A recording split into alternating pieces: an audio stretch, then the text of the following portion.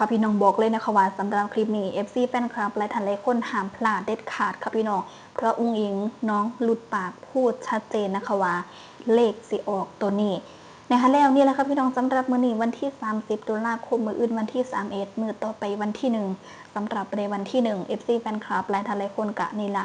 พากันหาแนวทางบทท่านใดๆนะคะไม่แน่คลิปนี้อาจจะเป็นแนวทางให้ใครหลายๆคนก็เป็นไปได้น้องพี่น้องน้องนี่แหละค่ะพี่น้องหลังจากที่อุ้งอิงเพชรบันแพงน้องได้ลุดปากออกมาน้องก็เว้าตัวเลขนี่ซ้ำแล้วซ้ำอีกซ้ำแล้วก็ซ้ำอีกนะคะเรียกว่าสิมาอีหลีน้องพี่น้องเนาะนะคะแล้วเอาเดียวเสียงให้หลายคนไปเบิ่งคลิปนี้กันจักหน่อยสักก่อนนานและเสียงให้หลายๆคนแบบได้พิจารณากันเอาเองนะคะว่าอีหยังจังใดเนี่ยเอาไปเบิ่งคลิปนี้กัน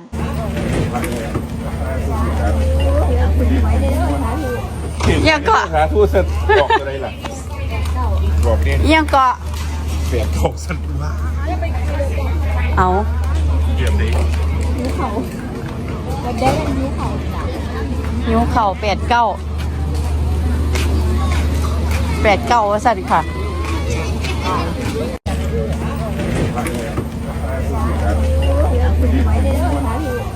ยังก็ หาทูตบอกอะไรล่ะบอกเนี่ย ยังก็ เสียบตกสันว่า เลขที่ออก3089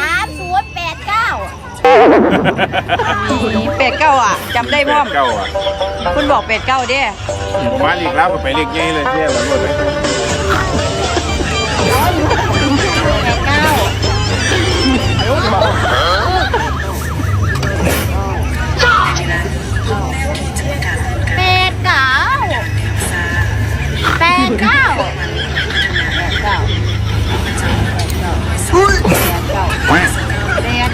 เอาก็เลยหลุนน้ำด้วยแบบนี้นี่ นั่นแหละค่ะพี่น้องเป็นจังใดเลือกได้บ้านชัดเจนนะคะสำหรับอุ้งอิงเพชรบานแพงกระเวาออกมาอย่างชัดเจนนะคะเมื่อน้องกะนิละยางไปกับเสียนนท์นะคะแล้วเหมือนจะผ่านหนาศาลค่ะพี่น้องของมือขึ้นเนี่ยแหละมือขึ้นนี่ก็เหมือนจะไปทำการแสดงอยู่ทางขอนแก่นบ่ค่ะพี่น้องนะคะคันจะว่าผิดเดกันอาจจะเป็นทางขอนแก่นนะคะแล้วนี่แหละอุ้งอิงน้องกระพอศาลแล้วน้องก็เดินผ่านศาลแล้วน้องก็ได้มีการพนมมือขึ้นนะคะว่าสาธุขอให้ถือเลขในเด้อเป็นจังไดอุ้งอิงว่าจังสี่นะคะเอาเป็นจังไดพ่ออุ้งอิงน้องพูดแบบนี้ออกมานะคะเสียนนท์ก็เลยถึงกับอึ่งเจบีก็ถึงกับอึ่งนะคะไม่คิดว่าน้องจะพูดแบบนี้นะคะแล้วพ่ออุ้งอิงบอกว่าสาธุขอให้ถือเลขน้องบอกออกมาอีกนะคะว่า89อุ้งอิงว่าจังสี่ละ89นะคะสำนีแหละค่ะพี่น้อง89ละกะสิมีอีกคลิปหนึ่งเป็นคลิปที่เหมือนเสียนนท์แล้วกำลังรุ่นเลขรุ่นผลรางวัลประมาณนี้แหละนะคะ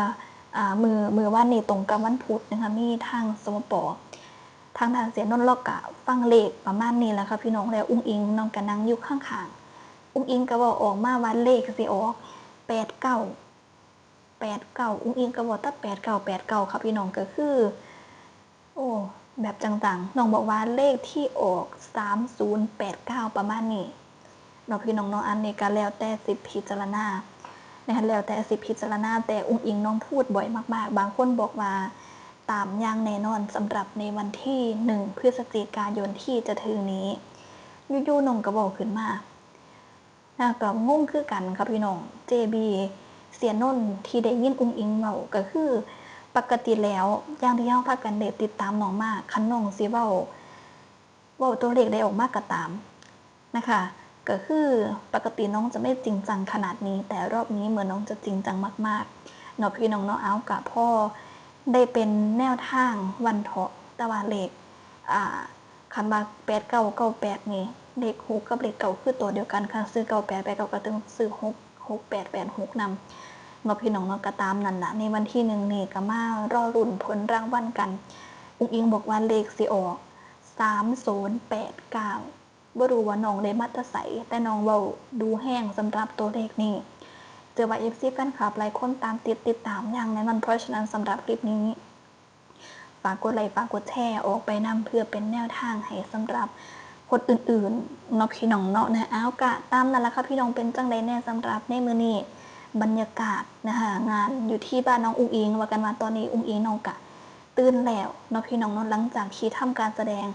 มื้อคืนเสร็จเรียบร้อยเตยล่าแล้วก็เดินทางกลับมาบ้านน้องคู่น้องกะไปอาบน้ำแล้วก็มาเฮ็ดหยังซอยแม่หน่อยนิดหน่อยวันเถาะเพราะว่าน้องกะขอตัวไปนอนเพราะว่ามันก็บ่ไหวอีหลีมื้อแรกนี้น้องก็ต้องทำการแสดงอีกถ้าไม่นอนเลยมันก็สิบ่ไหวเนาะพี่น้องเนาะนะคะเอิ้นว่าสู่อีหลีสำหรับอุ้งอิงนะคะน้องกะตอนนี้เหมือนน้องจะตื่นแล้วเนาะพี่น้องเนาะก็มีการมาต้อนรับแขกมาดูแลแขกวันเถาะแขกกะคือทยอยมาเรื่อยๆนะคะหลากหลายบ้านฮักค่ะพี่น้องกับกำลังทยอยเดินทางมาหลายบ้านฮักก็เดินทางฮอดแล้วก็พากันไปทำมาลัยนะคะเพื่อจะมอบให้น้องในมื้อแรกนี้กับการแสดงแบบเต็มวงของคณะหมอลำสาวน้อยเพชรบ้านแพงเนาะพี่น้องเนาะกระทำการแสดงคือเก่าเหมือนเดิมแต่สำหรับเวทีที่ตั้งก็จะเป็นเวทีของลำเพลินโชว์เนาะพี่น้องเนาะส่วนศิลปินที่ร้องก็จะเป็นศิลปินของสาวน้อยเพชรบ้านแพงแล้วก็สำหรับในมื้อนี้ค่ะพี่น้องเทิงสาวน้อย1เทิงสาวน้อย2บางส่วนสาวน้อย2บางส่วนคิดว่าก็สิมีหลายคนอยู่นั่นล่ะนะคะมีการมาร่วมงานบุญกฐินที่บ้านพี่อุ้งอิงหลายคนก็คือสิพากันมาเบิ่งหมอลำช่วงนี้สาวน้อยลำเพลินโชว์กะไม่ค่อยจะมีงานค่ะพี่น้องนะคะเพิ่นก็เลยเอาเวทีลำเพลินโชว์มาตั้งนะคะมาตั้งเนาะพี่น้องเนาะเพราะว่าเวทีสาวน้อยเพชรบานแพงค่ะพี่น้องค้นไปค้นมานี่มันกะระยะทางไกลนะคะระยะทางไกลแถมยังแบบโอ้เมื่อยตรงใส่คำนี้เนาะพี่น้องเนาะก็เลยนี่ล่ะต้องใส่เวทีของลำเพลินโชว์เนาะพี่น้องเนาะเอาผู้ใดสิไปเบิ่งแน่ในมื้อแรกนี้นะคะกับนี่ล่ะนะคะงานอยู่ที่บ้านน้องปู่สำหรับเวทีคิดว่าน่าจะตั้งอยู่ที่โรงเรียนนะคะคิดว่าน่าจะตั้งอยู่ที่โรงเรียนหรือว่าผิดพลาดประการใดก็ต้องขอโทษขออภัยนำแล้วก็สำหรับเลขบัตรค่ะพี่น้องนะคะก็จะมีเลขหางบัตรให้หลายๆคนได้ลุ้นรางวัลอีกด้วย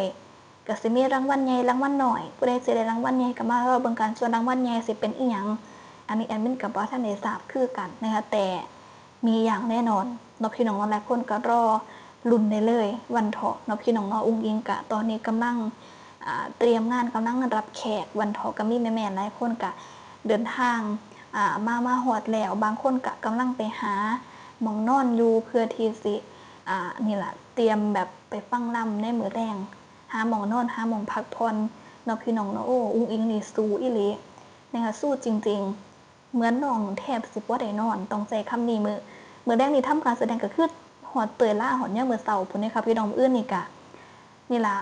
เหมือนสิเป็นมื้อแห่บ่ค่ะพี่น้องก็ต้องไปแห่อีกโอ้เมื่อยนะคะเมื่อยแทนอุ้งอิงนะก็ส่งกำลังใจให้น้องนะคะเอานั่นแหละค่ะพี่น้องสำหรับคลิปนี้ก็ขอจบคลิปไว้สำหรับนี้ซะก่อนเนาะค่ะก็มาสวัสดีค่ะ